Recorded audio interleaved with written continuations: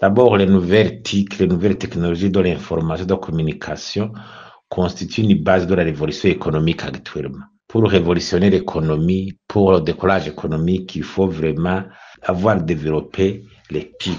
Parce que ça aide au niveau d'abord de la communication entre personnes, entre nations, l'accès à l'information, la formation, l'éducation, l'efficacité des services, que ce soit au niveau de l'éducation, santé, administration, sécurité, environnement des affaires sûres, les services économiques, bancaires, tout sera en dépend.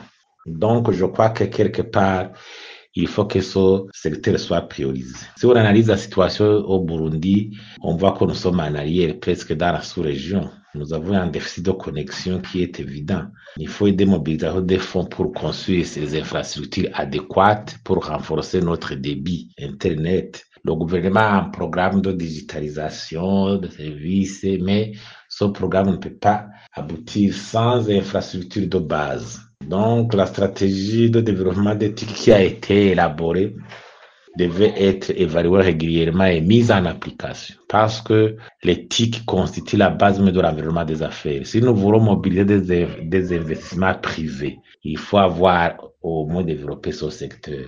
Comme je l'ai dit, il faut que l'État mobilise des fonds, il faut même si ça serait dans le cadre du partenariat public et privé, mais il faut que l'État fasse d'abord ce qu'il doit faire pour que la situation puisse changer. Sinon, prétendre révolutionner notre économie, développer les services sans vraiment les infrastructures de base de développement d'éthique, il nous sera difficile d'aboutir.